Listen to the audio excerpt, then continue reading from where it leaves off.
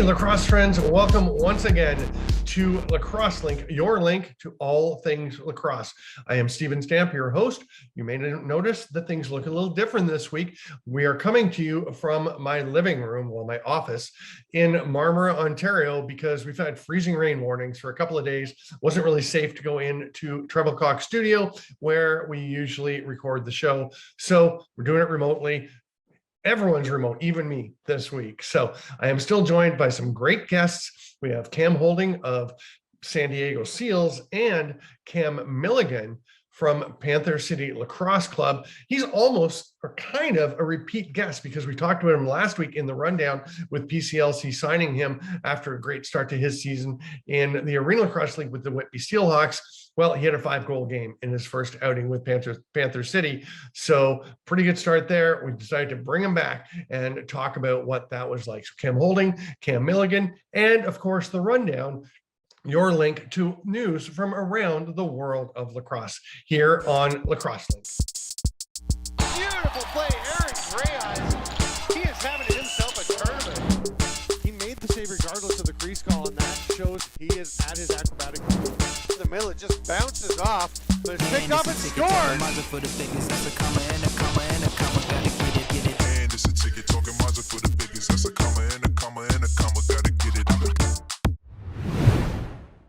Joining me on Lacrosse Link is Cam Holding of the Sandiego Seals. Welcome to the show. Glad to have you on board.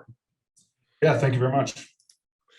So very interesting, I think, what a season you guys are having, coming out 6-1. The only team ahead of you in the standings would be Buffalo in the East at 7-1. And obviously you can catch them in your next game, Halifax at 6-1, but great start for you guys. And to me, the really interesting thing is you're doing so much of it with defense. You're the only team in the league that's allowed fewer than 9 goals per game as we're nearing the midpoint of the season. There's a few teams that are just below 10, but no one's really close to the 9 per game. And you've done that even while in a couple of those games you had two goalies making their first ever starts in the NLL. I mean, it's almost like if you wrote this up as a story, as fiction, people would be like, no, come on, you're being unrealistic. How is it going so well for you guys? I'll say it starts from our coaching, right? So we've put a system in place that for a lot of guys has been new to learn. So we've had some smaller breakdowns over the past couple of years, which has resulted in more goals in the back of the net. I think, this is our 3rd year now being together in the same system, and we really kind of feel that, cohesion out there where we're acting now and not thinking, which I think has made a really big difference. And frankly, it doesn't matter who's in our lineup. We've had guys out with COVID, with injuries, like you said, goalies, and it's just the same thing over and over again. So it starts with our coaching, and I think it's ultimately just a mindset that our defense has embraced. So how does the coaching staff work with, Patrick Merrill being the head coach and GM, obviously a defensive guy, and then you've got Bill Greer, who is a longtime terrific player in the NLL. How are the duties divided up? How much does Patrick get involved, and how much does he let Billy deal with you guys? Billy deals with us, so we have weekly calls, and so he's kind of the one that's always working with us. Patrick's always there. At the end of the day, I think it just falls on preparation, and Billy does a fantastic job at preparing our defense before we step foot at practice on Friday night. So we know what to expect. We're prepared, we're ready, and we flip the switch, and it's, we're ready to get the most out of our practice. But Billy works with us. Patrick always chimes in, but Billy's obviously the D coach, and he's done a fantastic job with us thus far. How much does it help that every time you're in practice, you're going up against that offense that has, the litany of, Dobie and Stotts and Berg and Jackson and LeClaire and Noble? It's amazing how many guys, Greer, like so many guys. Yeah, when we talk about preparation, you're going against the best of the best, the night before your test, which is the game. So, we get to practice against those O guys, and they're so smart, and you have Shooter kind of leading the O door, and in practice they really put us through the ringer as far as like being sharp and being prepared, and I think that plays a big part in our defensive success as well. I look at the one of the things to me that's kind of amazing about the defense being so successful so far is that Sandiego, there was a pretty even investment, I would say, in the looking back at the expansion draft with picking some obviously some O guys high, and then getting a bunch of solid D guys, including yourself and some other players. But in the three entry drafts after the San Diego Seals were created, the team had 5 first-round picks, and they used those on Austin Stotts, Connor Fields, Connor Kiernan, Trey Leclerc, and Mac O'Keefe. 5 offensive guys. And when, as you mentioned, there were some breakdowns the last couple of years, and statistically speaking, it looked like where you needed to address and invest was on the defense, because the team was already scoring. And it's amazing that obviously Patrick Merrill and Shooter and Bill had a plan, and it's coming to fruition. But as an outsider looking at it, it seemed odd that there was so much investment in the offense. Were you ever like, the D guys, were you ever like, hey, give us a couple of those picks, or did you sense that it was coming together? I mean, we always, with any team, you know, you should feel like you sense it's coming together and you sense you have the pieces. And ultimately, Patrick, as you just kind of alluded to, he's done a fantastic job and he knows what he's doing, and everybody's bought into that system. So I think he's got, I don't think he has everybody on the same page. Doesn't matter what round. We've got guys in our D lineup that, you know, second, third, fourth, but everybody's playing a role, and ultimately that's contributing to our success. And there were some second rounders over that stretch. I mean, Rylan Hartley and net, who wound up moving on, but Graydon Bradley, who's playing a big role, Matt Sykes playing a big role, and then last year, I was going to say last year the first rounders were Mike McCannell, who'll be here next year, Patrick Shumay, who's playing as well, and Jacob Dumber, another forward. But Shumay already stepping in really well, and so yeah, there are. It's not like they haven't been adding pieces on the defensive end. It just seems the preponderance, obviously, of first rounders was going the other way. And I look at. Also, I'm curious about Tyler Garrison. I had him on Lax Beat last week, talked about his journey back to the National Lacrosse League. And he's a guy who was an 11th overall pick back in 2012 and had a couple of great seasons in the league in 13 and 14, then all kinds of injury troubles. He's come back. And to me, that's like adding a free first rounder with him coming in once he gets fully healthy and integrated. Yeah, exactly. He's done a really good job, and I know he's kind of stepped up the last couple of games, so kind of exciting to have him in the lineup too. What are you looking forward to going forward? I mean, one thing that struck me as I was preparing for this is you guys are 5 wins away, or losses by some other teams, from clinching a playoff spot, which is just bizarre as we're not even halfway through the season. And there's so many fewer teams now that make the playoffs. But I know you're not thinking, let's just get a playoff spot. Obviously, you want things to keep going. You want to finish as high as you can and be in a great position. For sure. What do you guys plan for the rest of the season to try to keep getting better after such a strong start? Honestly, as cliche as it might sound, but it's obviously a process. So, you know, I don't think we're looking at the end result, but how are we going to get there? And so every week we show up, we kind of hit the reset button and focus on just completing the task for that weekend, and then just, you know, keep that process moving week in and week out. And, you know, if we fixate ourselves on what the end result's going to be, I don't think it's going to be achieved. So, so far we've done a good job at kind of staying disciplined on focusing on each week. And I think that's going to be key to our success. So. How's the process for you? I know you're saying you're getting ready to try to get back in, a little dinged up, as it's going to happen in the course of a season, especially for veteran players. But how's your process for getting ready to roll again? Pretty good. Yeah, I should be back on the field soon. So excited for it. The one last point is we've been talking about the defense of the Seals and how successful it's been and all the factors contributing. And we haven't mentioned Brody Merrill yet, who obviously one of the all-time great transition guys.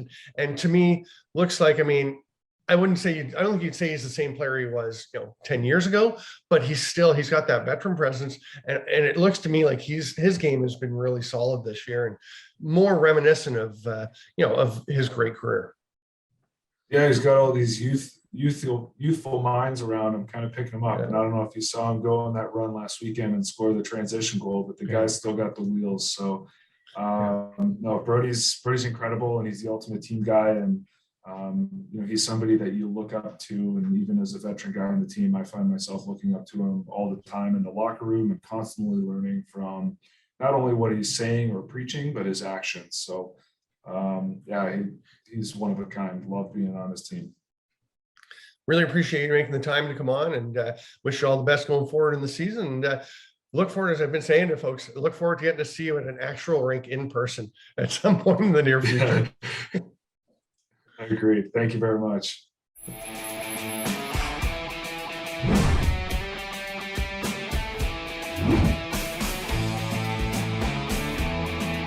Hi, this is Jaden with Al Anderson Source for Sports. Excited to tell you that we got all our new lacrosse product in for this upcoming season. Whether you're playing box or field, our lacrosse experts are going to make sure we get you into the right equipment to elevate your game. At Al Anderson Source for Sports, we know our stuff.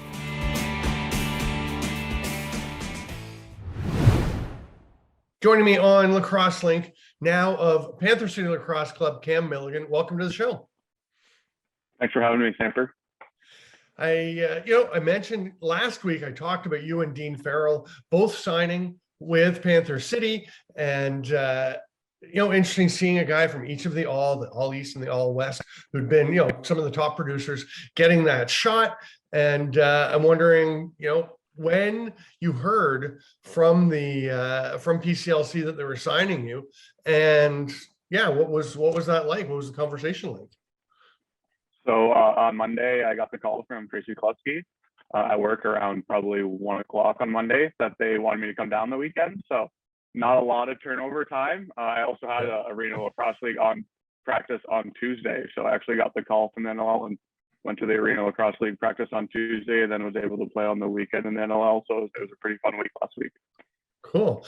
Now, one of the interesting things to me is there's been a lot of roster movement this year in the NLL with, normal injuries. There's always some movement. You add in the COVID protocol list and the number of players going on that and missing games, sometimes on short notice. There's been a lot of movement, but the majority of players who get signed to active rosters leading up to a game wind up being healthy scratches. Like if there's one or two players added, they're usually the last guys on the roster having just been added. But you and Dean both played. I'm wondering when you found out you were actually going to dress and play on Sunday in the game. So when TK called me, he said there was a good shot on Monday that I'd be in the lineup on the weekend. They said with COVID and some of the injuries and stuff, that there was an opportunity for me to go right from obviously a street free agent to in their lineup, which, like you said, it rarely happens. So I was pretty excited for that opportunity, and luckily, hopefully, I get another one here this weekend. So, yeah, I mean, it worked out pretty well, and it's interesting looking back on your 4 seasons in the Arena Lacrosse League that you've been playing with the Whitby Steelhawks, including this year, just a couple of games this year, as you mentioned before you got signed with PCLC. But in those 4 seasons, do you know what your average points per game have been over the years by any chance? No, I'm not sure. Okay, I do because I looked it up. 6.1, 6.1, 6.3, 6.0. That's pretty consistent production. You've obviously shown a knack for scoring. I continue to think you're one of the better passers in the game. And I'm just wondering if you were starting to feel though with producing that well, if you were wondering when you only got to play like 4 games in the NLL over that stretch, 3 in 2019, 1 in 2020, were you starting to wonder, like, am I going to get my shot again? For sure. There was definitely moments where I was wondering if I was able to step up at the next level, or if I got an opportunity, if I was able to play at that level. But after this weekend, I was fortunate enough where I kind of felt like I could fit in there or play and produce in that level after this weekend. And it's great. Obviously, it's just my first game doing that, and it takes a couple more games for me to say that I can do that consistently. But after the weekend, I'm definitely more confident that I have the ability to do it. And I felt like Panther City was a great fit for me personally, coming in there and contributing to their offense. So I'm really looking forward to my time with Panther City. To me, having watched you, through junior and in senior lacrosse and in the Arena Lacrosse League and your limited stints before this in the NLL, this felt like the first time you've been given a full shot. I'm not saying the Rochester didn't treat you well, because they're signing you, they're the ones who gave you a chance to play a bit, but this was the first time you went out for a regular shift, you're on the power play, you're getting lots of touches, and the result, a 5-point game, including a hat trick that must have felt like, yeah, here's what I can do when I get a chance to really play. For sure. After getting drafted in 2017, I always felt like I could do this personally. And I just felt like if I got an opportunity to do it, I could go out there and do it. So finally actually getting the opportunity and be fulfilling it a little bit and going out there and producing, it felt really good to be able to go and get that game finally over with, because I felt like for the last 5 years, I've been able to do that and I'm just waiting to do it. So. One interesting thing to me, as I look at, you haven't played with a lot of guys on the team. In fact, I'm going to get to an interesting one a bit later, but I mean, you've got a bit of familiarity with some of the teammates there. Liam Patton, Dylan Hutchison, Chad Cummings, Kevin Orleman, you all played with in Coburg and MSL, and Hutchie would have been a junior as well, right? But Mike Triolo didn't play on the weekend, but he's another Coburg player, but not a lot of familiarity, especially among the forwards. And one thing to me that I feel like it might take people to getting used to playing with you is your shot and your pass are so similar. And I know that's something everyone aims to do, is to make a pass and a shot look the same so opponents can't tell. But when you wind up on the outside, honestly, I think there are times when guys on the offside especially aren't going to be ready for a pass because it looks like you're shooting and it's the same stroke, it's the same windup, same stroke, same release. Then all of a sudden, instead of going to the net, the ball's boom over recently, most of the time in Dan Mickel's stick and then into the back of the net. Was there any work at getting guys used to that, or did you just go out and play? Did you have much time to get used to each other? So we only had one practice together, right? And Dean just came in as well, and he was our crease guy this week. So me and Dean did get together for 10 minutes and work on it. But the more we practice together, the more we're going to be able to get that familiarity and get some of those goals down pat, hopefully. Right. I mean, Dan Mickel has been doing great with there's your last game before you went to PCLC with Whitby. You had 6 assists. 4 of them were on Dan's 4 goals, and 3 of those were basically backdoor quick sticks. Not necessarily right on top of the crease. 1 or 2 of them were actually out of ways, but it is obviously part of your arsenal having that pass available. For sure. Me and Dan playing together in junior, we put lots of time and master in that play. So hopefully just a little more time and we'll get it down in Panther City for sure. Yeah. Now, I mentioned, there was a thing I wanted to bring up. So back in 2012, you're a 17-year-old junior A player for Peterborough. 17, you're just kind of getting into junior A established, right? And you get called up for a playoff game with the senior A Lakers, and you score a hat trick, add an assist. And the cool thing about that was that gave you as many hat tricks in that season's playoff run for the Lakers as they went and won a Mann Cup as one of their veteran forwards, righty forwards at the time. You know who I'm talking about, right? Yeah, I think I do. Tracy Kolesky, the head coach of PCLC. So kind of a crazy coincidence. It makes me think about how, you've been around elite players most of your life. I know your dad started coaching with the Lakers when you were around 9. Mm-hmm. I don't know if you were around much when he was playing. You're probably a bit young during his playing career to remember much, but how does it impact you as a budding young player to be around all that talent, all that success the whole time that you're growing up as a player yourself? So I've been around the Lakers my entire life. I pretty much grew up in the Peterborough Lakers dressing room. So that's definitely impacted my life. I've been in multiple offensive meetings where guys like Tracy Kolesky, John Grant Jr., John Tavares, Scott Evans, Sean Evans, Matt Giles were all doing the talking, and I got to listen in and behind closed doors where most kids will never get to hear that stuff, right? So I contribute a lot of my success to some of the closed door meetings my dad was able to bring me into and hear some of those one-on-one pointers that other kids just never got a chance to listen to. So growing up in the Peterborough dressing room is something I'll never be able to replace or repeat, and it's been a great experience. So. One of the cool things also I remember from your days it would have been in junior, was I know people think that, players have a ton of natural talent, and you clearly have talent, but I remember being at the Memorial Center after a senior game, I guess it was, and you're there with your dad, Jim Milligan, who's been a coach in the NLL and is your coach in Coburg, and he's feeding you balls and you're working on your shot and working on your shot and working on your shot. So to me, it's obviously you have natural talent. Obviously there's some genetics with your dad having been a very good player, but to me, the hard work is finally paying off. And it's pretty cool, I think, for people to know how much, even really talented guys, how much work you have to put in. For sure. I've got lots of support after the weekend. I got tons of texts from people, and it felt great from congratulating me and supporting me. So it felt really good to kind of get over to this point and kind of play well and see the support once I finally played well. So Really appreciate you taking the time to come on the show. It was pretty fun to, it's fun to see someone get their chance and take advantage of it, and to see how much fun you had playing on Sunday as well. Just see the joy in the goals, and it was cool. And congratulations, and certainly looking forward to seeing where your next steps go. Great. Thanks, Trevor. Thanks for having me.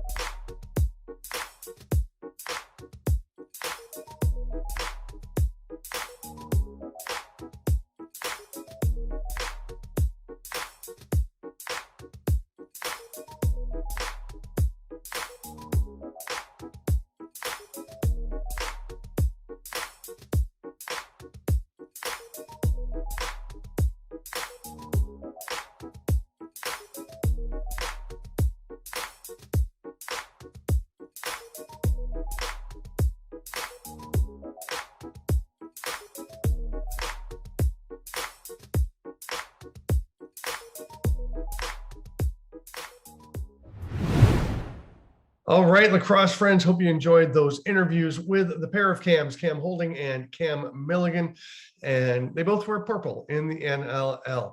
Not the most relevant thing, but I guess kind of interesting. Let's get to the rundown where we take a look at news from around the world of lacrosse. And in Buffalo last weekend, the floor was tilted. Not literally, of course, but it was wild to see all 21 of the goals that were scored in the game come on the net to the broadcast left. That's never been done before based on the records that are available. Doesn't seem likely to happen again. Absolutely crazy to see everything at one end. Albany scores the only goal of the first quarter. Buffalo comes back with 6 in the second. Albany comes back with 7 in the third. Buffalo finishes it with 7 in the fourth. Just wild. Crazy day. And towards the end, I think people are kind of pulling for Albany not to score at the other end in the fourth, just so that strange phenomenon could actually have occurred. There are some amazing goals over the weekend, as usual, in the National Lacrosse League. This one may have topped them all. Check out Stephen Keogh. We'll take a couple of looks at this one, a couple of angles. Absolutely amazing. Keogh, who missed some games at the start of the year, is back, and what a difference he makes for the Halifax Thunderbirds with goals like this one. We have some things happening towards summer lacrosse, and we're going to start with talking about the Major Series Lacrosse Draft. It will be held March 20th at the Toronto Rock Athletic Center, and so exciting because it means things are getting closer to summer lacrosse actually happening. The WLA already had their draft. We've seen some other drafts happening, but MSL will get theirs going. And one interesting thing, Brooklyn once again has 3 first-round picks in the draft this year. That's the 3rd straight year. In 2020, they added Jonathan Donville, Ty Thompson, and Nick Damoud. In 2021, they added Kyle Waters, Zach Deacon, and Jake Stevens. This year, we'll see, but they are bringing a ton of talent into that team. They actually finished first last summer in the MSL Classic, the reduced schedule. Really interested to see how they do, and of course, how everyone does in MSL this summer. Just excited to have it back, honestly. Speaking of summer lacrosse, things are getting close. The Six Nations Rebels will be holding their preseason tournament in less than a month. Them and 5 other junior B teams getting together at the ILA March 19th. Just shortly after that, the regular season is going to get going in early April, a couple of weeks after that, early to middle April. So it is getting close to actually having summer lacrosse back. Speaking of summer lacrosse, the Can-Am Senior B League announced they're returning this season, 8 teams ready to roll. So summer lacrosse getting back towards being a reality. We look internationally, there are 2 new member nations in world lacrosse. Nicaragua and Cambodia both added within the last week or 2 as member nations. And it's pretty cool to see that growth around the world of lacrosse. And some more growth happening for us in the Sixes game. And there's a big tournament, another World Lacrosse event in Portugal this weekend. There will be a handful of teams playing at the World Lacrosse Sixes event, the first one to be held in Europe. We've seen some games, some tournaments in the US and in the Central American tournament, the South American tournament, the Pan American tournament. it would be. And this weekend, Portugal hosting an event for European teams. So pretty cool to see that getting rolling as momentum builds towards the World Games to be held in Birmingham, Alabama this July, which will of course feature the Sixes event that has been designed to try to get lacrosse into the Olympics. Whatever you think about it, it's coming. It's there's some exciting stuff. I think it does need to be tweaked from what we've seen so far, but there's some real positives. And you're going to see that for some of these European teams, I think, this weekend in Portugal, with the ability to take part without as many players on the roster, without as much expense of getting to tournaments and funding things. And for the players who cover so much of it themselves, that's a big deal. So Sixes in Portugal this weekend. Thanks so much, lacrosse friends, for being with us here on Lacrosse Link. Make sure you check us out every Thursday at 8 p.m. on Eastern Time on Lac Sports Network and in the archive trays on the LSN website. You can also go to the YouTube Lacrosse Link site, check out all the back episodes, and you can find us on YouTube. Or on Facebook. We've got all the episodes coming up on Facebook, so you can watch it wherever you're most comfortable. And thank you once again to Cam Holding, to Cam Milligan, a couple of great guests, had some really interesting conversations with the pair of Cams. And of course, thanks to you for being here with us. Make sure you're subscribed. Make sure you come back every week to Lacrosse Link, your link to all things lacrosse.